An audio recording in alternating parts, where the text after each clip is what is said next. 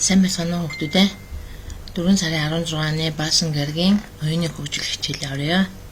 За өнөөдрийн хичээлээр шинэ агуулга визуал сэтгэлгээ гэсэн хичээл шинээр танилцуулнаа. Энэ хичээл бүлгээр явагдах учраас бүлгийн зорилго нь визуал болон бүтээл сэтгэлгээ хөгжүүлэх, богино хугацааны ой тогтолт болон сэтгэхийн хурдыг нэмэгдүүлэх. За хэрэгжүүлэх зорилтууд маань визуал сэтгэлгээ нийтдээ 3 цаг зам, ой тогтоолт, сэтгэхийн хурд, бүтээл сэтгэлгээ гэсэн агуулгатай.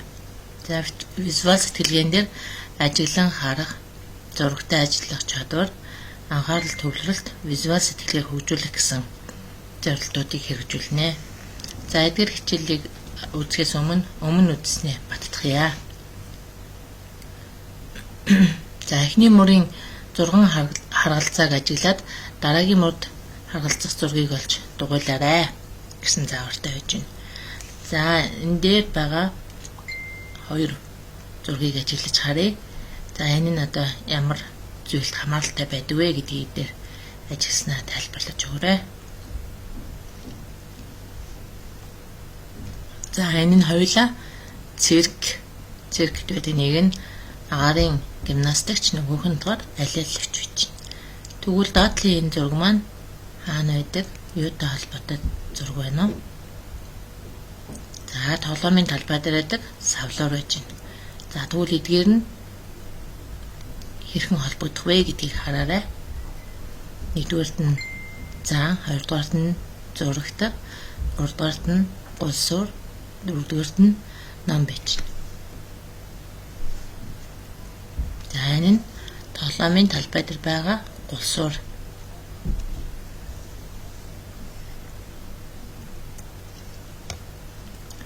За өмнө хичээл дээр бас үзсэн шалтгаан болон үр дагаврын талаар. За энэ малчин зоригдгой намар хадлагаа сайн бэлдэж авсан гэсэн энэ шалтгааны үр дүн нь зоригдгой мал өвлийг өнтэй давсан гэсэн энэ өгүүлбэрийг үр дүн дээр тодорхойлсон байж байна. За тэгвэл золбоо даалгавраа сайн хийсэн үр дүнд нь золбоо шалгалтаа амжилттай өгсөн. Сургуулийн заалны засвар хараахан дуусаг байна. Үр дүн нь биеийн тамирын хичээл гадаа орноо. Ундрах өдөрт 3 удаа шүдээ угаадаг. Үр дүн нь ундрахын шүд эрүүл байх нь.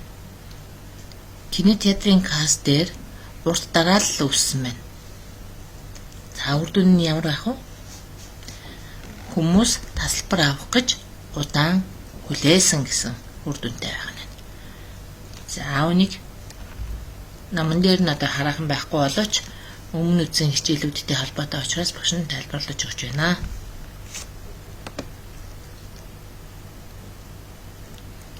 За шинэ хичээл маань ажлыг олох. За 1-5 дугаар дасгалыг ажиллахдаа өгөгдсөн зургуудыг харьцуулан харж хоорондоо яг адилхан хосыг олж дугуйлах. Дараа нь бусад зургууд юугаараа өөр байсныг тодорхойлж хэлээрэй. За дасгал 1. Адил бөмбөлгүүдтэй 2 багцыг дугуйл гэж байна. За ажиглаж хараарай хүүхдүүд. За үүн дээр ямар аргыг ашиглах вэ гэхээр хүүхдүүдэд маань наман дээр энэ зургнууд яг ингэж байж байгаа учраас эхлээд харьцуулж харъя. За энд одоо ногоон бөмбөлөгтэй бидний нүдэнд шууд тусж байгаа энэ одоо багцууд дээр ажиглалт хий. За тэгвэл эдгээр маань хоорондоо адилхан байна уу гэж харьцуулж харъя. За энд одоо ингэж улаан бөмбөлөг дээр шар тол байж байгаа учраас арай өөр юм байна. За энд ингэж цайвар өнгийн бөмбөлөг орсон байгаа учраас энэ хоёр одоо адилхан байна уу гэдгийг харьцуулж харталаа. Энэ яган бөмбөлөг байхгүй байна. За тэгэхээр энд бол адилхан бөмбөлөг байхгүй байна гэд чагталчихъя. За үлдсэн ногоонуудыг ингээ ажиглаад харъя бас. За ингээ ажиглаж хартлаа энд бас адилхан зүйлсүүд байхгүй байж байна. Энд одоо энд харагдаж байгаа энэ тод бөмбөлөг дээр нь харьцуулт хийгээд ингээ харахаар зэрэг бусдууд нь адилхан биш байгаа учраас шууд чагтлаад явчихж байна багш нь. За энэ ногоо бас нөгөө бус дүрсүүдтэйгээ адилхан биш гэж үзэж байна. За энд үлдсэн байгаа 3 дүрсээ харьцуулж ингээ харъя. Тэгтэл энэ хоёр бөмбөлгнүүд хоорондоо ойролцоо байж байна. Энд цэнхэр байна уу? За тэгвэл энэ бөмбөлөг дээр цэнхэр байна. Шар байна уу гэд харъя. За нөгөөх дээр нь харьцуулаад харахад бас шар байж байна. За энд улаан бөмбөлөг энд байна. Энэ цагаан үгийн бөмбөлөг, цагаан саарлын бөмбөлөг энд бас байж байна. За энэ чорнол ягаан өнгөтэй бөмбөлөг энд бас байж байна. За тэгвэл үүнийг дугуйлах нь. Энэ хоёрыг дугуйлаад энэ бөмбөлгнүүд маань бас биш байна гэд чагталж байна. За дугуйлсан байгаа байдлыг ажиглаж байна. Ажиглаж хараарай хүүхдүүдээ. За дараагийн дасгал хоёрыг адилхан дэлбэнүүдтэй хоёр игнэг бол даалгавар нь юм байна. За игнэ гэхээр дандаа ийм хэвтэй чиглэлд нь анзаарч харах хэрэгтэй болж байна. За түрүүчийн адилаар бас игнэнд одоо байгаа цэцгүүдээ нөгөө игнэнд байгаа цэцгнүүдтэйгээ харьцуулж харах шаардлагатай болно. Тэгжээж адилхан дэлбэнүүдтэй хоёр игнэг олноо. Тэгэхгүй бол шууд хараад тэр байна гэж хэлэхэд бас ямар нэгэн буруу зүйл гаргачих магадгүй гэсэн эрсдлээс болгоомжлоод одоо яг түрүүчийн эзэмшсэн аргаараа энэ дасгалыг ажиллая. За энд яг ийм өнгөтэй цэцгнүүд хаана байна гэдгийг харьцуулж харах хэрэгтэй болж байна. За энд 4 игнэнд л байна. За тэгвэл байхгүй байгаа игнэнүүдээ шууд чагтлаад явчих. За энэ 4-д байгаагүй. 6-д байгаагүй. За яг энэ арга нь бол одоо эхлээд хэрэгжүүлж байгаа үед л ач холбогдолтой. Хүүхдүүд маань сурцсан үед бол шууд хараад энд адилхан байна гэдээ харьцуулаад шууд дүгнжих боломжтой болно. За одоо энэ шар цэцэг маань 5 дэлбэтэй шар цэцэг хаана байна гэдгийг харьцуулж бас харж байна.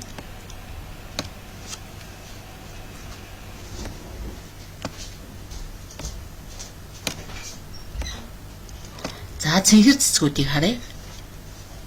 Цэнхэр цэцгүүдийг харж байна. За энд байна. Энд байна. Энд байж байна. Энд байж. За одоо 6 дэлбэтэй ягаан цэцэг хаана байна гэдгийг харъя. За 3-д байж байна. Энэ 2-т байхгүй байна. Тэгэхээр 2 дугаар игнийг бол харахгүй. Харах цааш нь харьцуулж харах шаардлагагүй гэж үзэж байна. За 5-д байж байна.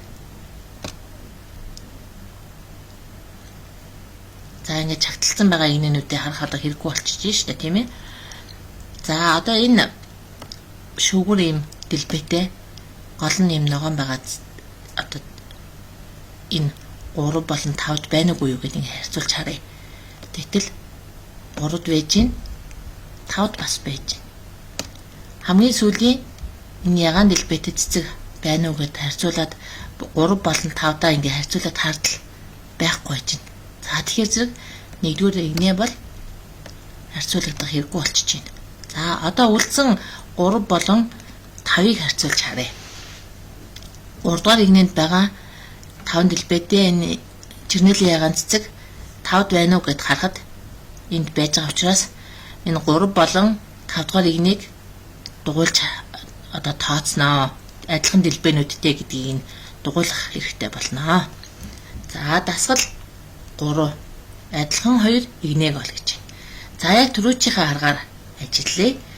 За энэ тэг буюу одоо 5 хурууга хатгацсан байгаа энэ хэлбэр хаана байна уу гэд харахад 2-д байна. 3-д байна. За 4-р игнэнд байж байна. 5-р игнэнд байж байна.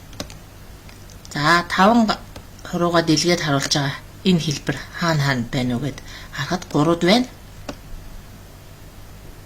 За энэ 4-д байж байна. 5-р игнэнд байж байна.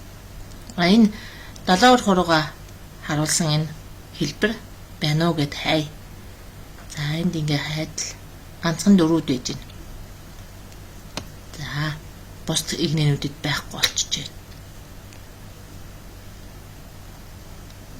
За 3 хуруу энд 2-т байж байна. За 3 дугаар игнэнд байна. За 4 дугаар игнэнд байж байна. 5 дугаар игнэнд байна. За тэгвэл одоо энд энэ эхнээсээ 3 дахь дүрс дөрөвд нэг байсан тийм ээ. За одоо энэ 2 хуруу харагдаж байгаа энэ дүрс. За 3 дахь игнэнд нэг байна. 2-т нэг байж байна. За ингээд тал нь зарим нь байхгүй байгаа учраас 2 дугаар игнийг ингээд жагталчлаа багш нь.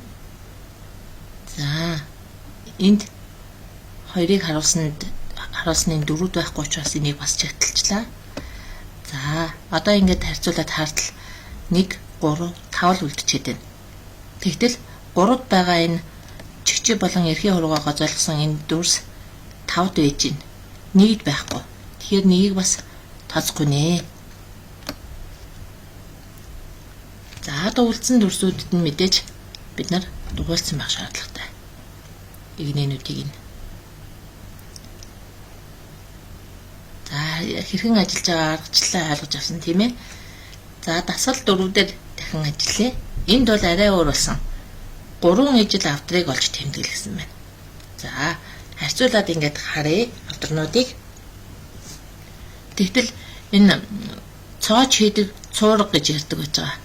Энд ганцхан байгаа учраас энэ авдрыг чагталчихъя. 3 дүрс хайх ёстой байтал энд ганцхан байгаа учраас чагталж байна.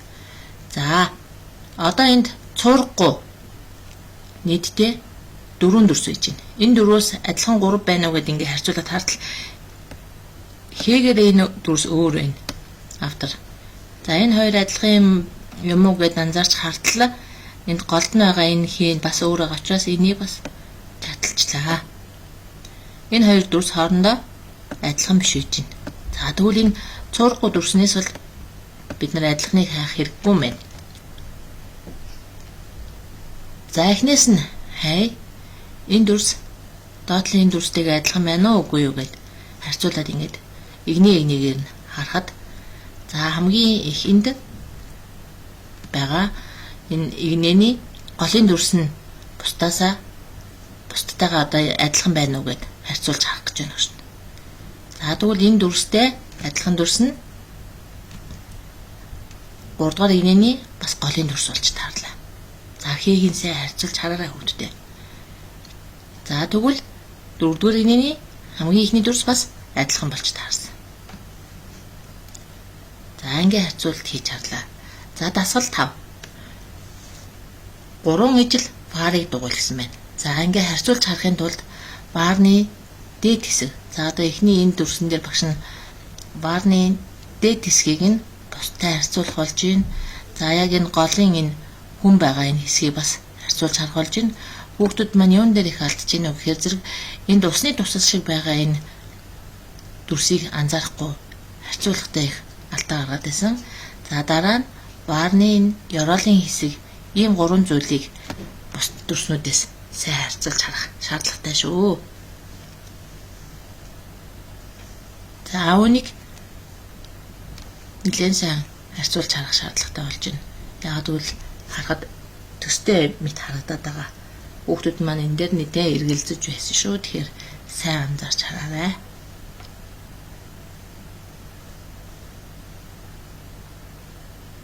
За багш нь туслалцсан зорилгоор эхний варыг дуулчих. За энэ вартай адил 2 варыг харьцуулж олоорой. За дээд хэсэгтээ ийм зүрхэн хэлбэртэй голдоо дугуйтай ийм варны ирмэг хэсэг ам хэсэгт нь ийм дүрс харах нь байна. За энэ хүний толгойн дээдлэлд байгаа ийм 4 тусал шиг хэлбэртэй хаана байна үгээд харьцуулж хайж хараарай. За тэгвэл тэдгэр маань хаана байна үгээд. За тэгээд доотлын варны доотлын ёроол хэсгийг нь бас харьцуулж харах шаардлагатай болж байна. За энэ 2 дугаар игнэний голын дүрс бас адилхан байна. 4 дугаар игнэний хамгийн ихний дүрс адилхан байж байна. За дуйлчаад бас харьцуулж харж болно. Үлдсэн варнуудын ялгаануудыг бас харьцуулж сайн ажиллаарай хүүхдүүдээ. Алдааг бол 6-аас алдааг олох дасгалууд нь ажиглан харах, зөв бурууг эргцүүлэн тунгаах үйл сургадаг. Энэ дасгалуудыг ажиллаж визуал сэтгэлгээний чадвараа бас хөгжүүлэх юм байна. За морь гэсэн энэ эхний зураг дээр анзаарч харъя. Алдаануудыг нь тоочж хэлээрэй гэж байна. За дил байхгүй юм байна. Дөрөө байхгүй байна. Бас морины сүүл хэсэг их өөр байна. За энд морины хөлнөөс илүү тоотой байгаад байна. Бас энэ хамгийн наадлын хөл нь өөр гიშгдэлтэй.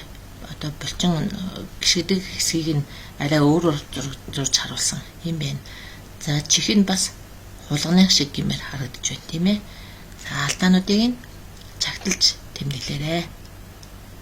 За багш нь энд нийтдээ 1 2 3 4 5 6 7 алдаа болоод чатлаа тэмдэглэжсэн байна. Миний хүүхдүүд бас өөр алдаа байна уу юу? Сайн анзаараарай. За тарзан ямар алдаатай байгааг нь зураг дээр тэмдэглэнэ.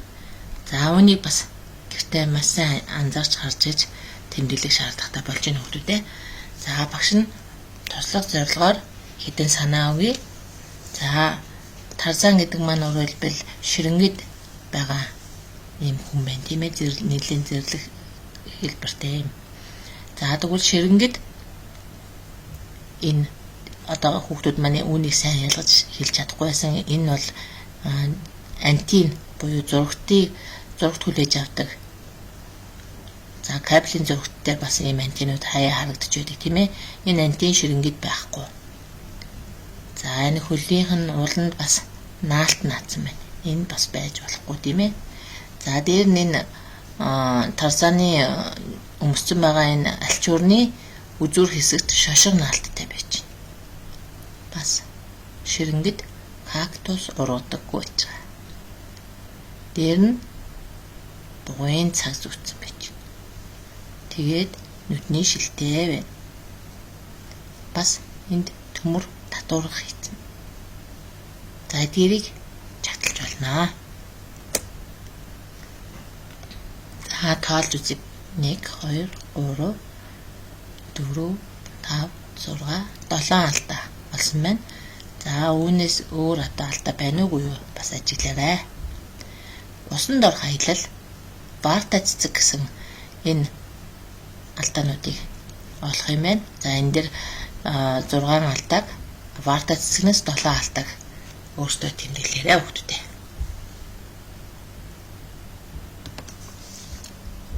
За цирк гэсэн зургнаас 8 алдаа олъё. Ажиглаж хараарай хүүхдүүдээ. За юу байх нь вэ? За энэ амтны сургагчийн гарт ташуур биш, загасны уурга байж байна. Энэ өргөлтийн тамирчны өргөж байгаа энэ хэсэгт нь загасны аквариум байж байна. За энэ бол алдаа байх нь, тийм ээ. За тэр олон дээр явдаг хүн маань урууга харцсан байж байна. Энэ бас алдаа болно. За сарсан багаха болоо аймаас бол бас алдаа болно. Энэ бол хийц биш, тийм ээ. Олс байгаа учраас алдаанд авнаа.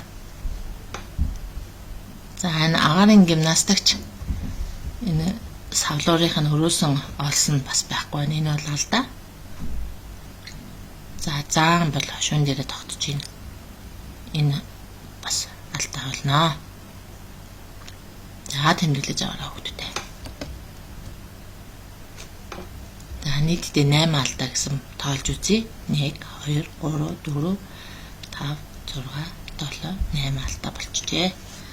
За энэ эртний грекийн амьдралыг харуулсан энэ зураг гэж байна. Энэ зураг дээр ямар алдаанууд байгаа вэ гэдгийг тэмдэглэж харуулаарай хүүхдүүдээ.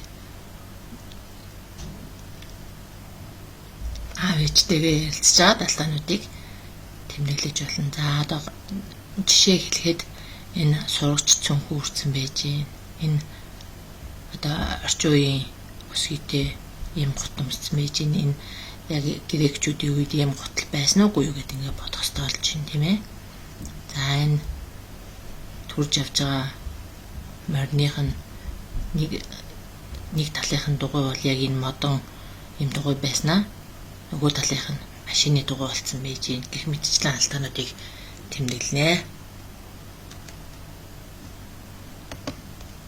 95 дахь хуудасны загас бүтээх. За дүрсийг бүтээхэд хэдэн дөрвөлжин цаас орж байгаа тооцно дүрсүүдийг хэрхэн байрлуулснаа бас харуулна. За амьтдын онцлог шинжийг сайн харьцуулан бодож бүтээх ийм даалгавар өгч байна. За бичлэг дагаж хийгээрэй.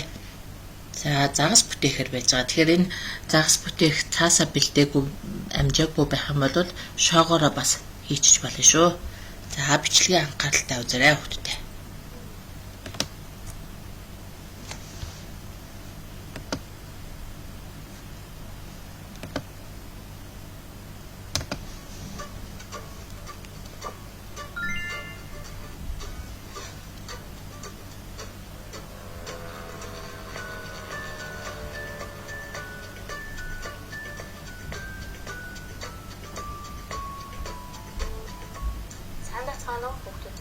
Өнөөдрийнхөө хичээлээр бид 2 дугаар ангийн бүтээл сэтгэлгээний талбаруудыг хамтдаа урлан бүтээх боллоо.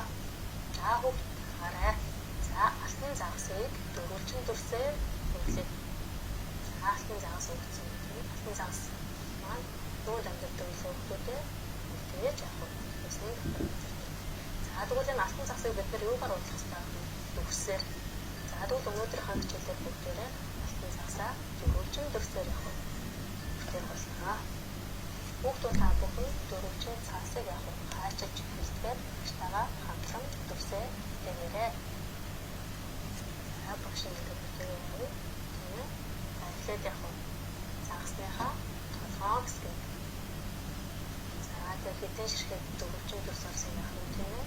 5 6 7 8 за 9 ширхэг дүрсээр явах толгоо гэсэн юм хэлж байна.